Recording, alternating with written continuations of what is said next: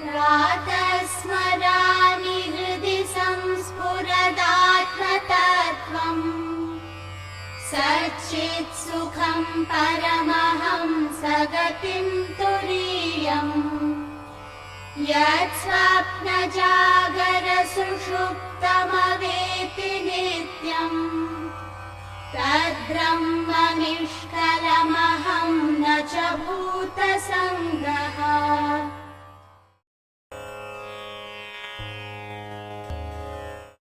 तत्त्वस्वरूपानुभवादुत्पन्नं ज्ञानमञ्जसा अहं ममेति चाज्ञानम् बाधते दिग्भ्रमादिवत्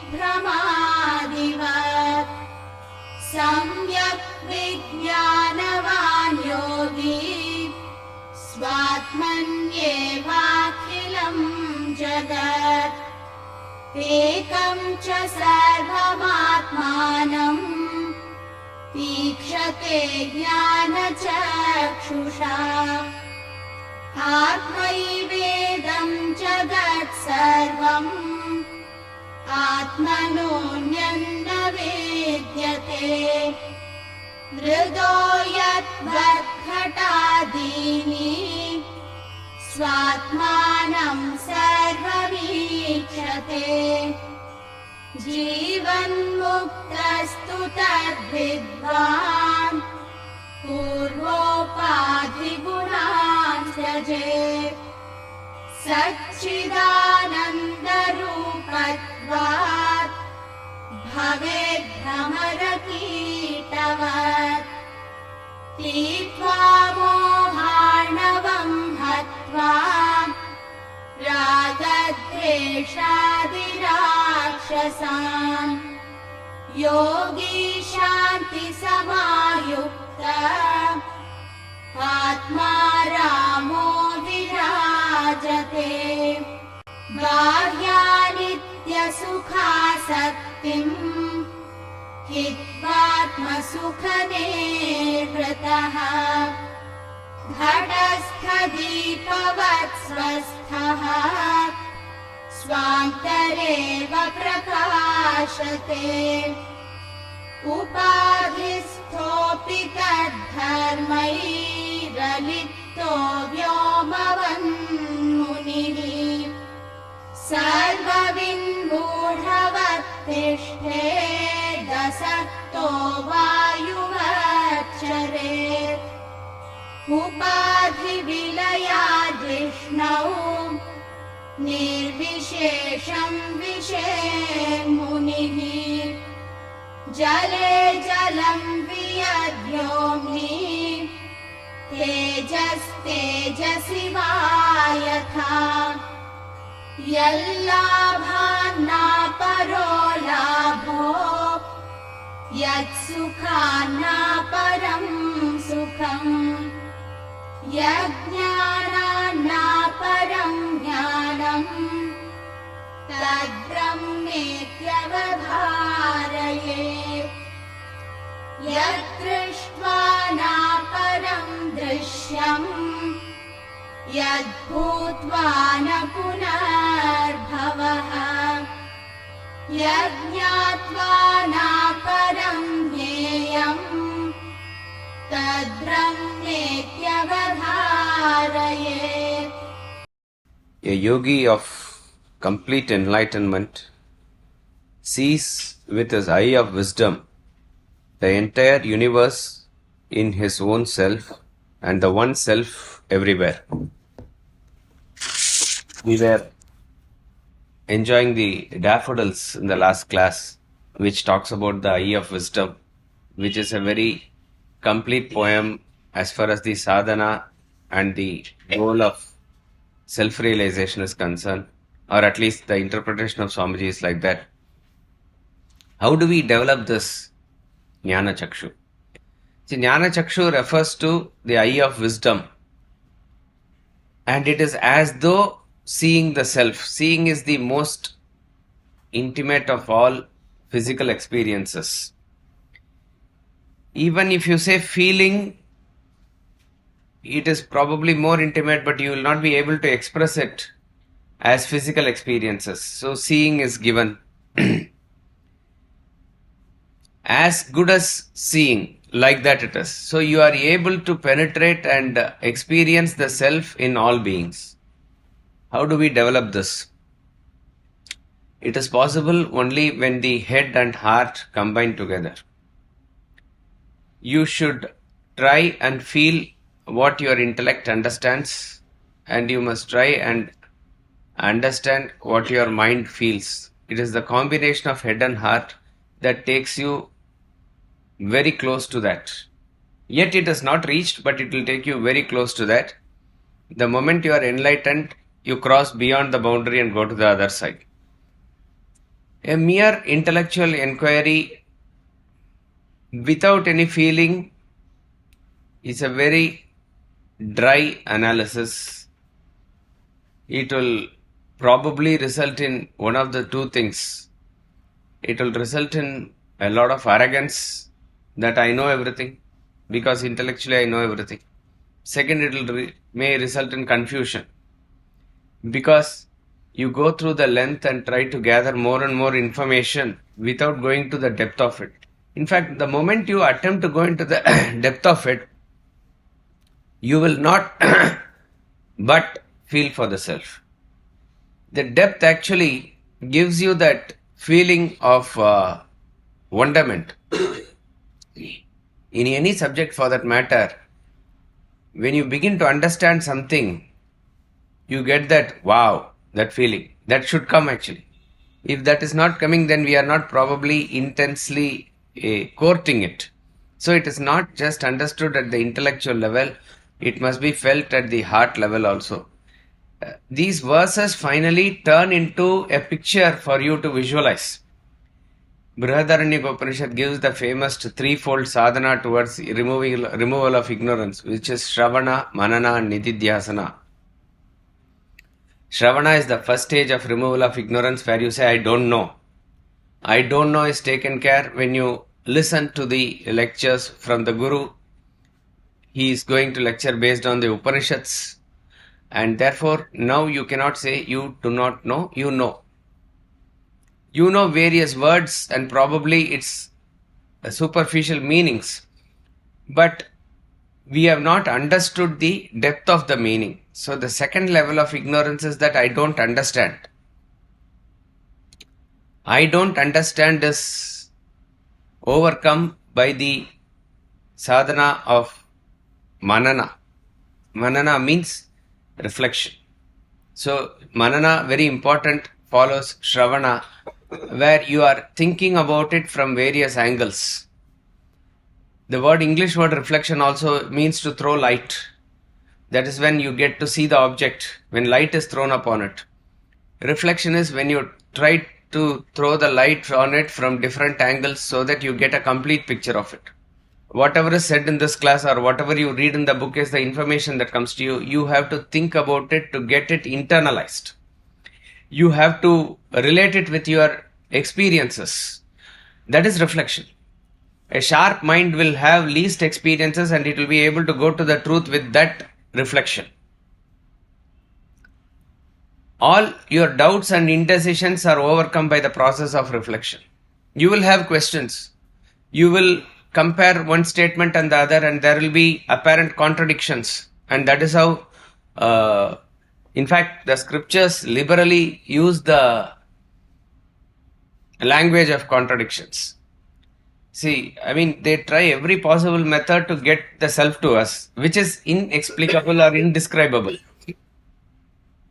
Language cannot describe self.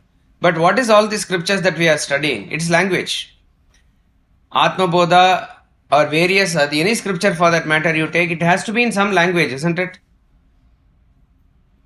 If a language is not there, you will not be able to convey.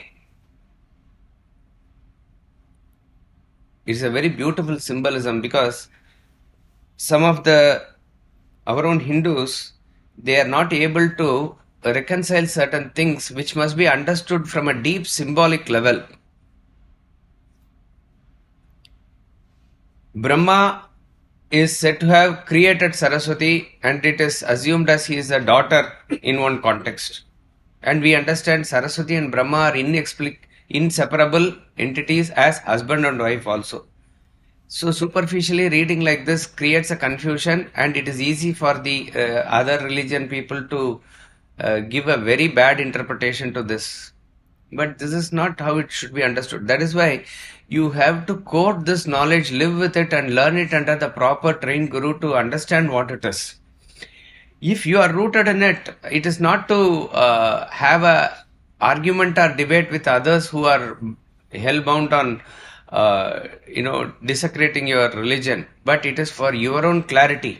Nothing can shake you afterwards. So it is just the depth. When any creation is there, anything that you see, let us say, you see a new thing, your mind will not be calm unless otherwise you know what it is. And to know what it is, it has to be a name. Your mind will be agitated at that level. Lord Brahma is said to have created the entire universe. So how do you describe that entire universe as it were? It has to have some word or language that is there to describe it. That is why Saraswati is called as Vagdevi. So whatever is created, it is followed by that language which describes it.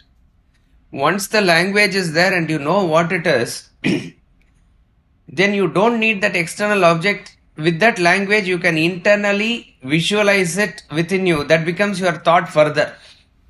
That is how it is. In the ultimate sense, Vedas are described as the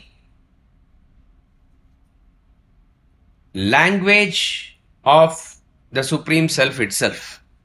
In one context, they say it is the prana. Then in another context, they say it is the language. You cannot, in other words, the form and the name associated with it are inseparable. And every name, every sound has a meaning. Try to create any sound without a meaning, it's not possible. In any language for that matter. Vak and Artha, Kalidasa says, are inseparable. Like the universal father and mother of Parameshwara and Parvati, he says, with their grace, let us understand the meaning properly. That's how he starts. I think in Raghuvamsha he starts it like that. Vak and Artha. So, you have to understand the deep symbolism like that. So, you cannot but use language to try and understand. Vedantic scriptures are full of that. Yet it says it is beyond words. It cannot be given in language.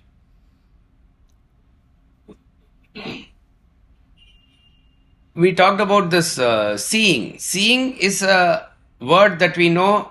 It is an understanding of our experience. But that is the closest. Like that, this language is taking us closer and closer to the self.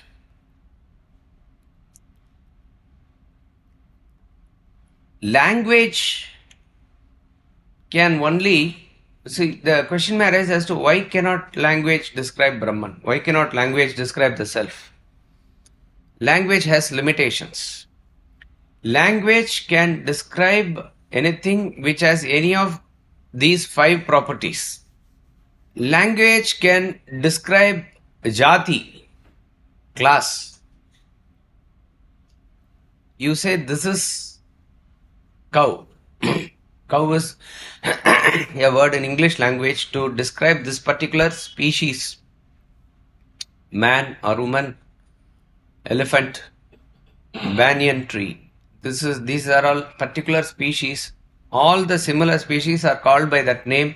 So you need to have a particular jati or a class to understand what is being conveyed through that language. Second, language can describe guna or quality. Bring me that red rose means that red qualifies the rose. Red is a language. It's an adjectival term. So you need to understand that which is this particular quality it has. Tall boy or a rich person, rich, tall, all these are words which has meaning used in language. Quality, guna. Third is language can describe action. Call the driver means what? Driver is one who is used to describe that person because of the action that he does of driving. Who is cooking today? Cook. That cook is based on the action that he does, which is cooking. So, verbal words are used to describe the action based on which we can use something to point out something using the language. Fourth is a relationship. Father, mother means there is a child, then there is a father. So there is a language used to describe the relationships here. Fifth is something which is conventional. Conventional means John. Who is John? He is John. Why is he John? He has been named John. So John refers to him, that particular person. You take any of these five, it doesn't apply to Brahman. Brahman is not a class. There are no various Brahmans out of which this is also one of which. Nothing like that. It is one whole absolute whatever. Again, you have to go to that type of language. So you cannot have Brahman to describe it as a jati. Quality, it is beyond all qualities. So there is nothing that it possesses as a quality. We are told that very definition is nirguna. Nirguna means without any quality. So language cannot describe Brahman as any quality. Action, nishkriya. Brahman is as it were without any action. It only makes every action possible, but by itself it is, can we say, lazy. It is just doesn't move at all. Immobile. Actionless. So when it is actionless, how do you describe it using any action that it performs? Not possible. A relationship, there has to be something second for any relationship. Father means son. Son means father or mother. It has to be there. It's no relationship. Can we call it conventionally just as Brahman? What is the problem? The moment you say this is John, you can point out to that as John. So when you cannot point out to this as something, you cannot be coming under any name, any language for that matter. Paramacharya uses this technique to even say, when there is only one which cannot be pointed out as it is, there is nothing to describe it. See, suppose in a house, in a family or in a street, there are four persons named Rama. Then you can say this Rama, that short Rama, or rich Rama, or tall Rama, you can say. But when only one Rama is there, why should you in fact have any this thing to him? He is using this, any pointer to him. He is using this example in case of understanding why there was never a name for our Sanatana Dharma. Sanatana Dharma is also not exactly a name. There was no any other religion at all at that point of time. Only this way of life was there. Only, let us say, when later Buddhism came or this Jainism came or some other ism came, and then this was also called as Hinduism, let us say, to say as something separate from some other thing. So some other thing means a second or third or something has already come. When nothing else is there, what is there to exactly point out and say this is what it is? So conventionally also there is no name. Though it is not described or describable by any language, Vedanta tries as much as possible. This is the ingenious method of the rishis through various ways that they use languages to the maximum possible extent possible to convey what they want to convey. Upanishads are abound with such things. So they say Swarupa Lakshana. Swarupa Lakshana means we are going to see. Next topic in Atma Bodha is going to exactly show what is Swarupa Lakshana, what is Tatastha Lakshana, etc. Swarupa Lakshana is going to point out it as it is. What is it in essence? Statements like Tattvamasi come under this category, that you are that. It's a language that is used, but it is saying that you are that. It's a very direct statement, and you have to understand what is it that you are in essence. Is that in essence only? So it is like an equation you need to solve and find out what it is. Tatastha Lakshana is to indicate something permanent in terms of what is impermanent. You point out there are a series of houses, and one of them is your house. You say that house where the crow is sitting. Based on the crow, you catch hold of the house. Then the crow may fly away. You are not dependent on the crow. Now you know the house. Like that.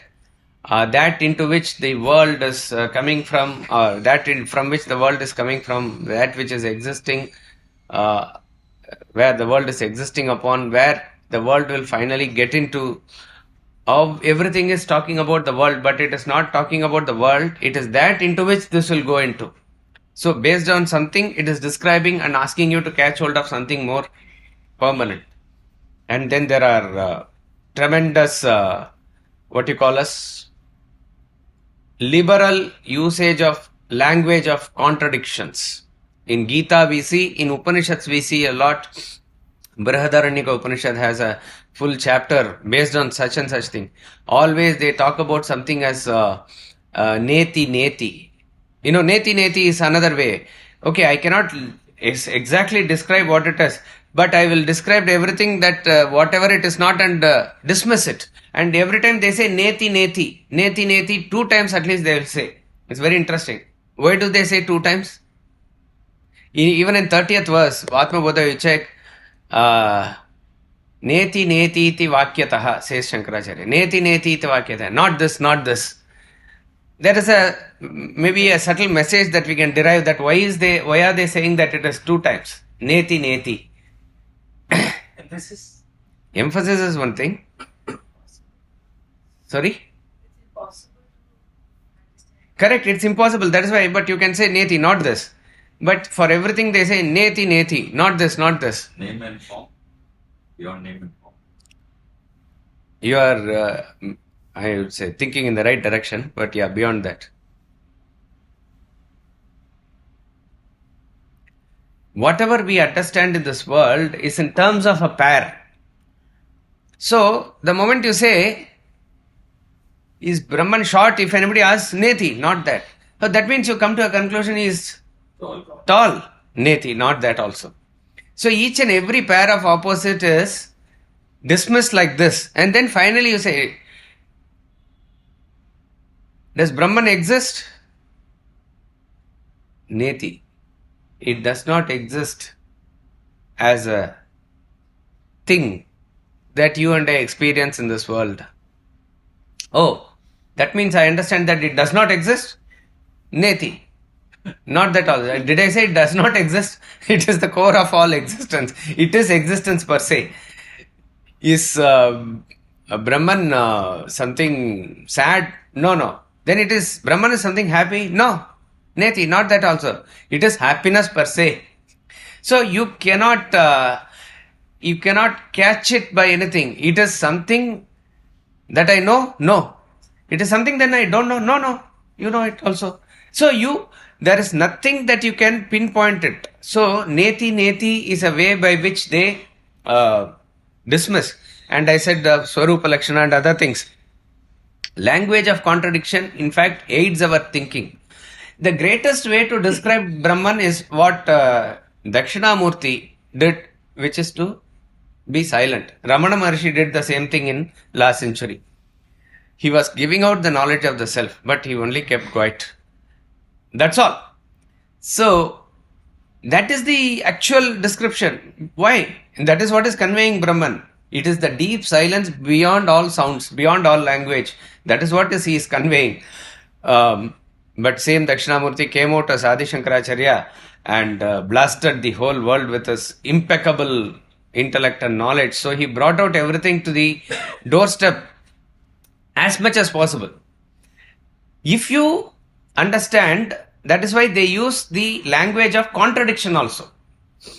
So, Neti Neti is one way to dismiss everything, but then they say Brahman is fast.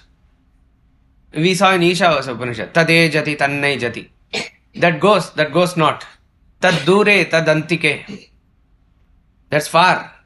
That's near. Tad Antarasya Sarvasya Tadu Sarvasya Asya. That is inside everything. That's outside everything.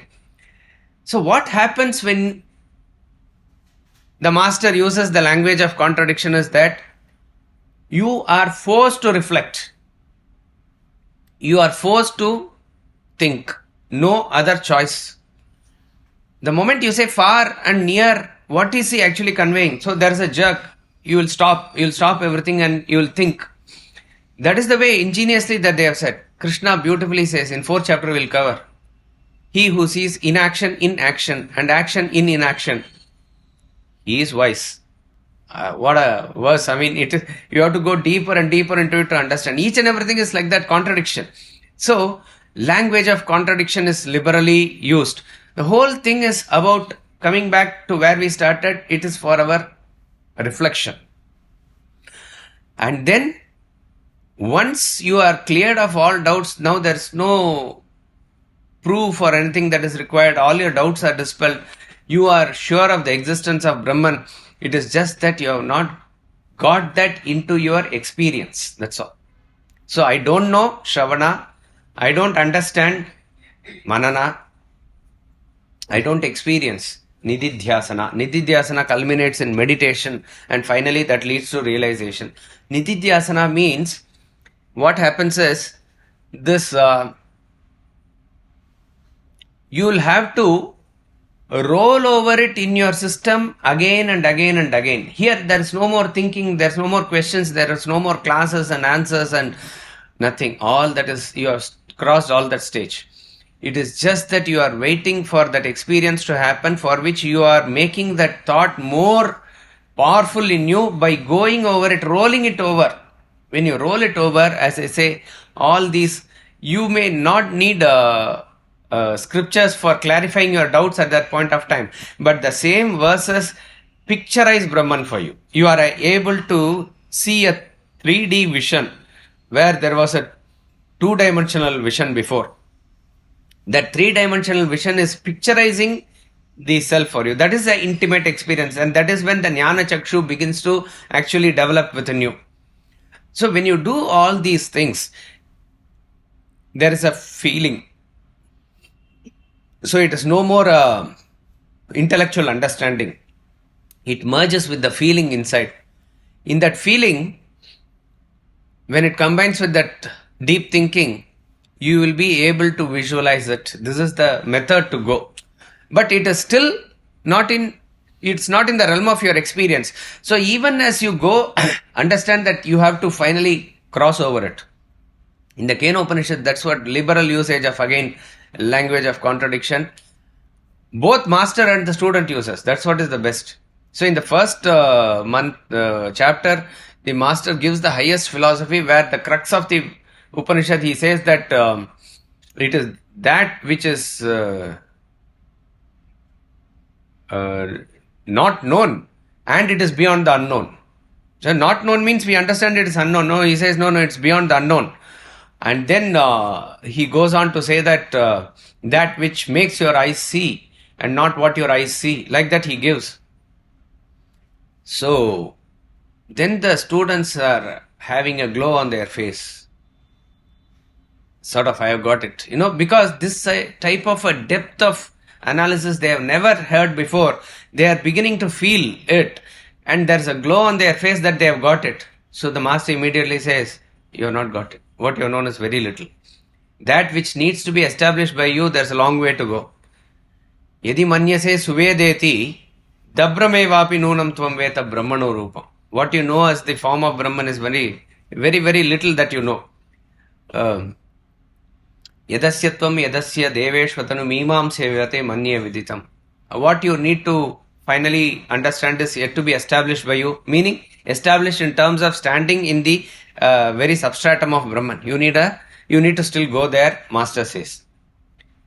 One of the students, probably who has realized, he replies to the Master, actually with humility only, but sort of uses the same language. He says, Naham manye suvedeti. Because the Master says, Yadi manye se suvedeti. If you know it too well, so the student says, no, I don't think I know it too well. Yadi naham manye suvedeti. No, na vedeti. Not that I don't know. Vedacha. I know it also. And then he says, then all other students, they may be, what he is talking, they are also confused. So to that he says, Yonas tadveda, no na vedeti vedacha. Those amongst us who know it, know it. Those amongst us who don't know it, also know it. So, he gives a very beautiful submission to the Master that he has realized this is where the language breaks, as it were, completely breaks, and such a deep conveying, which probably great thinkers of the West also who came up to the level of Gita but could not understand this, they refer to this as blabbering of humanity in its early childhood. Like that, it is like some child blabbering something. That's what they understood of it. Then the Master again reiterates. He replies back in the same language. Yasya matam tasya matam matam yasya navedasa. Avijñatam vijanatam vijñatam avijanatam. Those who know it, they don't know it. Those who don't know it, they know it. It is known to those who don't know. It's not known to those who know. Like that he says. Kena Upanishad is building up beautifully like that. It is however much we read and explain, you have to go through it again and again to understand. So this language of contradiction, ultimately, these verses then starts projecting an image to you at that level. In Nididhyasana, you are going beyond intellectual understanding. You are visualizing it, and then automatically in that thought you become fixated. That will lead you to meditation, that will lead you to realization. So in the verse 47 he says that yogi, he who is able to see himself in all beings and all beings in himself, he is the one who has developed this jnana chakshu to see it. So therefore it is not possible to cross over this ignorance and view the self without that feeling percolating in your system, where you are able to have a universal oneness with the universe, with everybody there, with every being. Your being is every self and every self is your being. This is what is reiterated again and again and again. So why I am saying it at the cost of being monotonous is that we must start to feel these texts, not merely understand at the intellectual level. It will help us to then take classes. Maybe you can write even a PhD or write a book also, and take lectures, group discussions you can conduct. All that's fine. But that is not the intended purpose. The intended purpose is something else.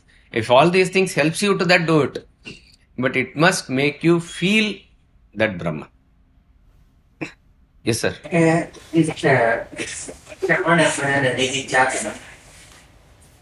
Are these compartmentalized? Shravana, I can understand, I heard. Manana, I start thinking. So these are two separate things. But Manana and Nididhyasana seems to be interchange. Can we start the Nididhyasana, again come back to Manana, and then go back again and again? Is that possible? There is a seamless sort of boundary between the two. It's like karma, bhakti, jnana. We say finish karma, then bhakti, then jnana. But it is not that one strictly after the other only it will start from scratch. Even as we are doing karma in the beginning, there is a bhakti element that slowly we do certain practices at a basic level also, and then later when we become introverted, bhakti takes over and karma still we will continue, and then it is not that jnana will start only after that, but by which time you are into jnana yoga. So they are integrated practices like that. We can say for this also like that, but essentially the distinction that you need to understand between Manana and Nididhyasana is that Manana is a stage, intermediary stage, where you are intellectually trying to grasp it and you are now making yourself of conviction. You are getting convinced about the self. There's no more doubt or indecisions. There's no more any problem with any type of that chanchala aspect of the mind is not there anymore. But still it has not come into our experience. So that is where the Nididhyasana comes. So you have to understand the purpose of each of it. Though in English we can use the terms reflection and contemplation interchangeably also, but in spirit you have to understand it like that. It is. Again, it is not one after the other. As you go, it will start emerging. The 3D picture will start emerging as it is. But then a point comes where you completely cross over the reflection, and it's only Nididhyasana there. So Nididhyasana is something which we cannot put effort in. I mean, what? You can. In the sense, what happens is that your effort is to mull over it again and again within your system by rotating within you, as it were, that thought. So it is that picturization is through that attempt only. But yes, what emerges, it emerges. But you are putting in effort there. Effort you put. I'm confused what Radha is saying again. You make manana, you do. Nididhyasana happens because of manana. No, Nididhyasana is also an effort, I am saying. It is also an effort. A yogi of complete enlightenment sees with his eye of wisdom the entire universe in his own self and the one self everywhere. We'll chant verse 48. Atmaivedam jagat sarvam Atmanonyanna vedyate Hridoyat vadghatadini Swatmanam sarvamikshate. The whole universe is verily Brahman. There exists nothing other than Brahman, just as pots do not exist apart from clay. The enlightened one sees everything as his own self. The enlightened one, which is not mentioned in the Sanskrit verse here, is understood as a continuation of the previous verse here. In fact, verse 39 talked about you have to meditate upon that as a stainless sky. Okay, when you meditate, what happens is what these mantras give, 47, 48. This is as we said in the last class, this is the sixth topic. From verses 47 to 53, the self-realized merges with Brahman. That is the thing. So, he says in the last verse, he sees himself in the universe and universe in himself. It's not just poetry, but as I said, it is a sadhana by which you are able to universally feel it. Ultimately, the understanding comes that only Brahman is. That is what is emphasized in this verse. The enlightened sees it as it is. He sees it as it is. What is appearing as a pluralistic phenomenon is nothing but that homogeneous entity. Atma Bodha gives various examples. The famous example of pot and clay is casually mentioned in this verse. When you describe a pot to a person and point out, because your aim is that he must understand clay, not pot. But how do you make him understand the clay? Or how do you show him the clay?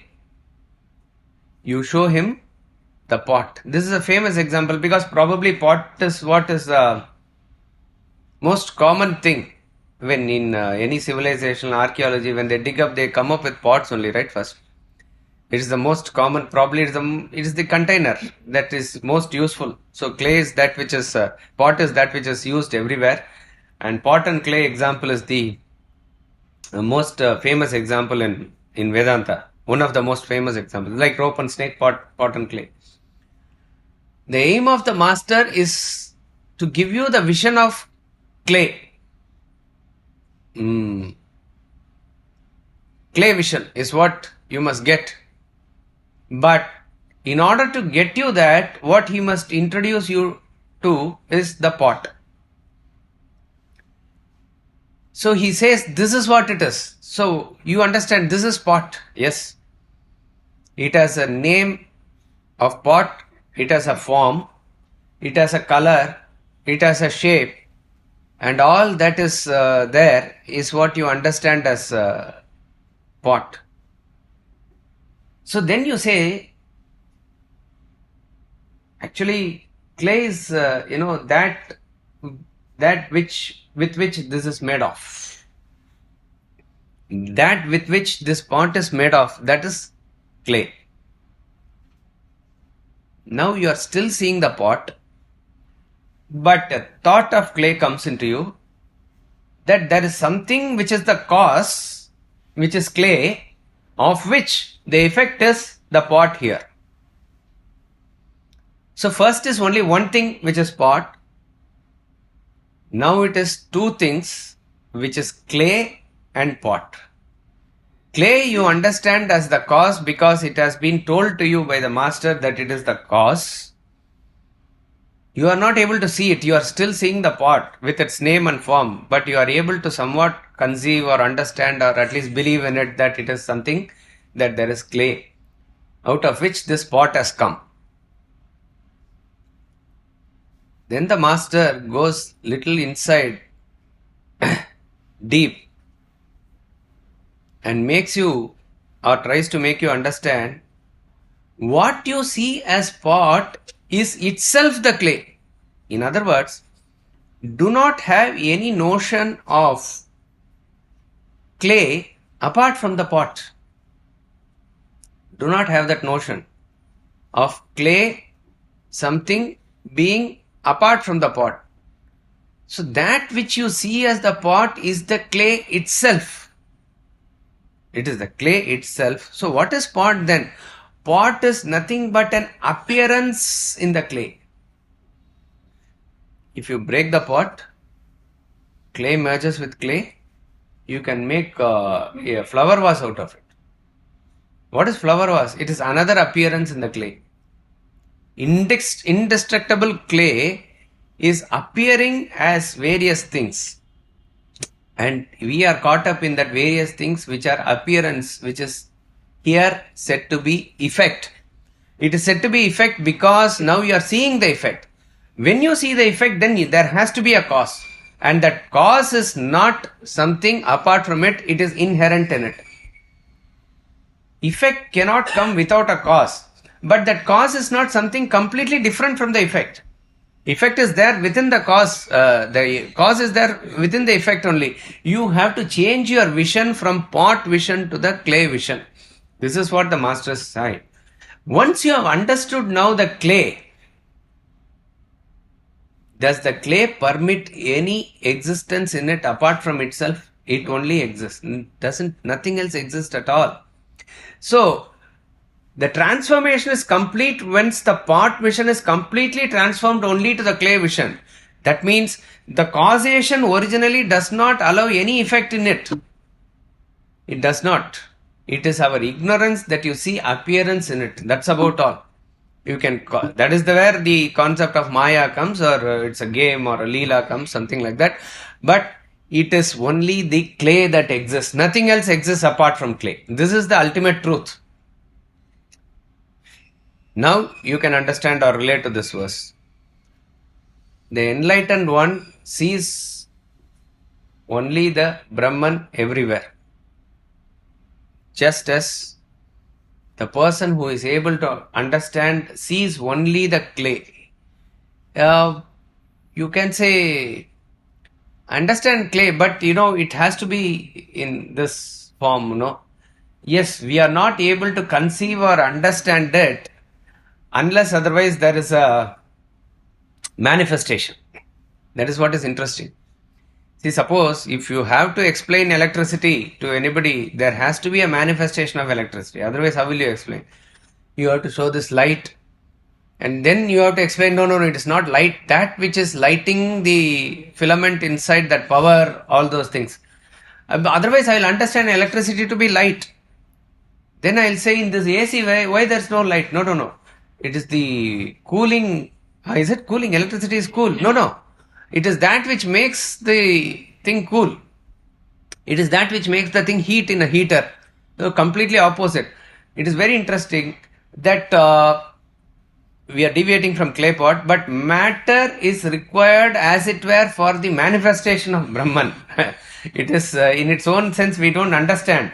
But what is manifest is only useful to make you understand that there is a reality or substratum behind it which you have to catch. So in this example here, using the pot you have to catch the clay. That is the essence of this example. You can take this example again and again. This dream example comes that a pluralistic phenomenon is perceived in the dream. There is a dream world, a dream flora, dream fauna. There are inert matter, there are living beings with their emotions and thoughts. All that is one mind. That's all. It's a magic. One mind throws itself into an infinite being in the dream. Exactly like that it is. A self-realized master is able to see this. That he is able to see absolute, a homogeneous entity called the self, where there is diversity and pluralism here.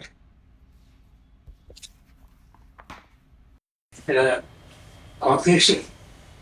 The clay becomes a pot, and the pot transforms itself back to clay when broken. That is the destructive thing. The other one is the constructive thing. When the clay is to be transformed into a pot, it requires, apart from the clay, it requires the water, it requires the wheel, it requires the water and the heating. Those things come as the sub-causations or what? Yeah. This is the limitation of the example. In the case of universe emerging out of Brahman, as it were, when I say emerging also, we have to understand again and again that it's an appearance. There is no... in the 7th or 8th verse of Atma Bodha, when we studied, we said that there are 3 causes for any output. There is a material cause, there is an efficient cause, and then there is an instrument cause. So in the potter is the efficient cause, clay is the material cause, and the wheel is the instrument cause. Okay, you can include all other things which you use for heating and other things. These are all instrument cause. As far as the Brahman and world is concerned, the efficient and the material cause both are that only. And that is why I said whenever efficient cause and the material cause are one and the same, what is created has to be an illusion. It is not exactly what it appears to be. Again, the only example where we can relate to is the dream. Who is creating the dream? You are creating the dream. With what are you? You are bringing some clay and creating the mud in the dream or what? No. Your mind itself is the material cause of the dream. Your mind as the efficient cause of the dream. And what you have spun is a web called the dream. And where is the dream now? Non-existent. As long as it was there, it was very real, and it is non-existent now. That is the play. That is the game there. So it is the limitation of this example of clay pot. It is to understand that you have to understand ultimately the material that you see here, which are made up of inert objects and sentient beings. All this is nothing but Brahman and Brahman alone. That vision comes to an enlightened sage. Sir, question. Sir, here in these 2 verses, we learned that we should be an enlightened soul sees oneself in everyone. So, my question is that how is this satsang? Why do we lay emphasis on satsang if we have to see self in everything? Correct. The satsang is the step through which you have to reach that stage. In other words, how do we, when I say that You are seeing the world is nothing but the mirror of your thoughts. Okay. Whatever is in your mind, that is what you project and see in the world. If you have a good mind, you see a good world. If you have a fish mind projects a fish world, a student's mind sees a student's world, child's mind sees a child's world. Like that it is. Politician's mind sees a political world. That is why we say in deep sleep there's no mind and there's no world. Okay, so the mind is nothing but that which projects this world, and world is nothing but the reflection of your thought. Now, we said by this process of Shravana, Manana, Nididhyasana, etc., your mind has to be saturated with the thought of the self to see and project and see the self as it were. Okay, that is the process. In order to saturate your mind with the thought of the self, this satsang is required. This satsang is that which elevates your mind to that status. Otherwise, the mind is constantly being bombarded by pollution from the external world, various things, and that is what is being again thrown back into the world. So satsang is a necessary, even if you have, let us say, mastered everything, and I am sure those who are attending here for a while, you will probably know what I am going to say next also. That to that extent you will be well versed in the subject in terms of theory, I am saying. But still satsang is required, because without the thought association, we tend to deviate, because mind given a chance anywhere, it will easily slip into other things. So satsang is a very powerful tool to get you rooted. You can say it is more required at the initial level, but it is a necessary thing that is required. And in Bhajagovindam, Shankaracharya emphasizes that more and more. Satsangatve Nisangatvam, there he says, it is, you gain detachment only through good attachment, which is proper Sangha. That is Satsang. Yeah. The whole universe is verily Brahman. There exists nothing other than Brahman. Just as pots do not exist apart from clay. This you need to underline. Pots do not exist apart from clay. There is no independent existence of the pots.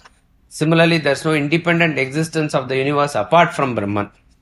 The enlightened one sees everything as his own self. We'll chant verse 49. जीवन्मुक्तस्तु तद्विद्वान् पूर्वोपाधिगुणान् त्यजेत् सच्चिदानन्दरूपत्वात् भवेद्भ्रमरकीटवत्.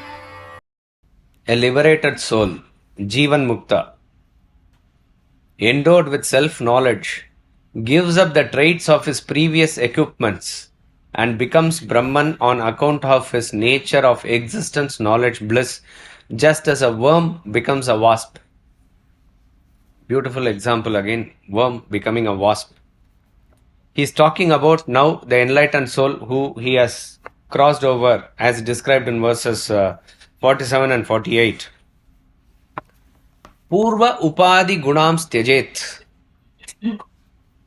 Erstwhile equipments. So very clear that he has crossed over the equipments. The upadi is the gross body, subtle body and causal body. When we identified with the gross, subtle and causal bodies, there were certain qualities of it which reflected in our experience. Now that is all crossed over, and what you experience is your original nature, which is described in this verse again as Satchidananda. This Satchidananda verse comes again and again in Atma Bodha, because that is the closest definition of your original nature, which is the self, Satchitananda. The Purva Upadi Guna, the quality of the erstwhile Upadi of gross, subtle and causal bodies, are nothing but the reflection of the Satchitananda only, but we had experienced it as it is in a very opposite way. What is it that we experienced in opposite way?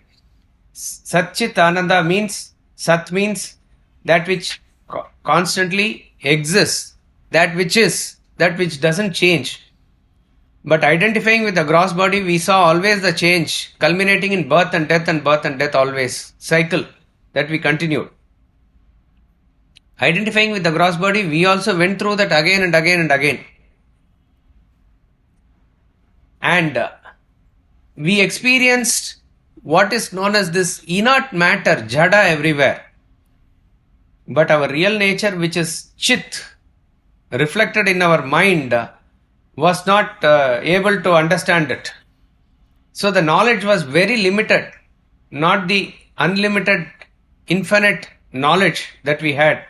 So that which is real appeared as unreal or false, or which is changing through birth and death.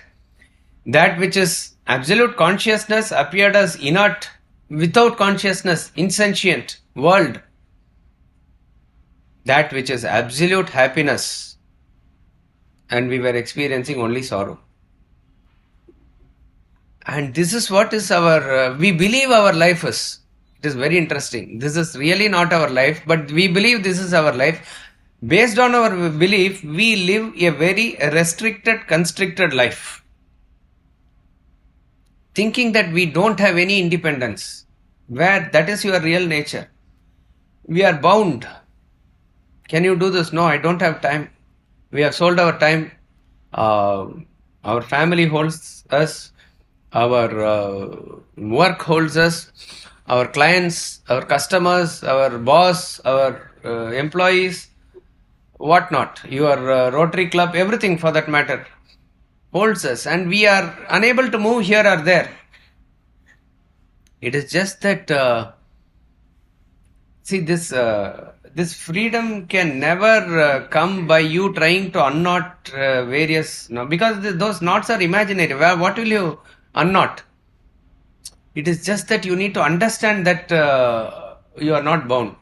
We recall that donkey story again. Remember that? The donkey thought it was bound. That Dhobi did not take that rope that day and he was afraid that the donkey will run away. So one wise man said that you act as though you are tying the donkey to the tree and he is in the river. So he ties like this to the tree and the donkey would not move. It will only graze in that 5 centimeter range where it can graze, that's all. And after the washing is over, now the donkey is not coming with him. Then the wise man comes again and say, you untie it, then only it will come. What is this tying and untying? Has he really tied? Has he really untied? No. It is just imagination. It is only the understanding. It is only understanding. What is the understanding? That I am never tied. So you can never ever untie a knot which is not there. If a knot is there, you can untie. How is it that you can untie a knot which is not there? So it is only by understanding that there is no knot at all. So our earlier life is like that. There are various stages in the life of a butterfly, right? What is it called? From the egg stage, larva, pupa, caterpillar, all these things. So that is what is being indicated here as that Bhaved Brahmara Kitavad. Brahmara is the bee, wasp. Kita is the worm. In the earlier stage, it is like a worm. In the final stage, it is like a bee. Bee is open to the sky. It can fly anywhere. It is so independent. It is dependent on the... Dependent means it is free with its wings. The earlier stage, that worm did not have wings. It was only crawling within a very limited area within there, that only. And as though wound by that worm, that whatever is that, that thread and other thing, it is completely bound. A person who sees that and you tell a child that this is going to become a butterfly and fly, he will not even believe. So if some master comes and says, you are the infinite self, we are not ready to believe. That's what it is. Sir, how can I, if you have any money, you help me, or if you have any solution for my emotional problems that you give, how can I become... See, this is what it is. Ramtirtha says, this is the impediment to your realization, because you are strengthening the thought that you are limited. You are limited. Yes, you will be limited. You will go through janmas. Again and again you will be born and dead. There is no end to the cycle. So we can only say that you become a better clerk. You are a clerk now, you become a better clerk. That's all you can say. How can a paradigm shift come into our life? At least just take this verse and imagine that. Imagine how if a worm has that, somebody has given that capacity to the worm to completely fly and go away. Same wings is there within us also. You need to only identify that and start flying. You'll start flying. That's what it is. It is just that, this, as you think, so you become, literally works. In the Gita Dhyanam, the 8th verse, what is the product of all the self-knowledge? Madhusudana Saraswati says, Mukam karoti vachalam pangum langayate girim. Mukam karoti vachalam, literally. It will make a mute speak. It will make a lame person climb mountains. Literally it will make. Literally you can take it as true. Swami Ramtirtha talks about himself as a shy young boy who was very superstitious. Like that he talks. I mean, we know what Ramtirtha is a enlightened Jivan Mukta as it is being described here. That type of a transformations has happened in all great masters' life. Again we'll say, no, all that requires janma after janma. See, both are given. Bahunam janmanam ante jnanavan man prapartate. If you think many janmas, yes, many janmas. But he says achirat. Achirat means just like that. Just like that you will get it, man. Just like that. Without any time lag. It's not afterwards somewhere or sometime. It is here and now you can get it. That is why in this verse he uses the term Jivan Mukta. Jivan Mukta means enlightened soul who has liberated himself while living. So it's a constricted, restricted life of the worm which has totally transformed into an absolute beautiful wasp which flies, which with all colors and which is totally independent, which has no connection. Purva upadi gunam stejet. Entirely the previous gunas of the upadis are completely disassociated with. No connection at all. Exactly like that. A person who has realized, see, the question may arise, is he not still living? But he is not bound by the equipments. That's about all. That individual which is also there, it is including that it is appearance in that whole consciousness which he has realized he is. He has realized that he is that consciousness. So we need to only open up our thoughts and never ever have this doubt at all. Swami Ramtirtha says, do you have any doubt in your heart? Better to have a bullet there. Better to have a bullet there. Shoot yourself. It's not worth living with this thought that it is not possible. The doubt itself will actually kill you. It is not worth having that doubt. So, open up yourself and say that Aham Brahmasmi. I am Atma Brahma. The entire Mahavakyas of the Upanishads talk only about the unity of you and Brahman, nothing else. That you need to tell yourself again and again and again. At least word level you say. Forget about everything. If you are finding it, very embarrassed to shout here, you shout in the top of your terrace. You go there and shout early in the morning there all by yourself. That much it will create conviction in us. Literally. But it doesn't come out of us. Because this thought that I am this small body, mind and intellect is so rooted, so powerful that it doesn't come. But it's a matter of time before the worm is going to transform itself into the wasp. And here he has given a concept of what is known as Jivan Mukta. It is a small thing which we will contrast with Videha Mukti. We'll take it up in the next class.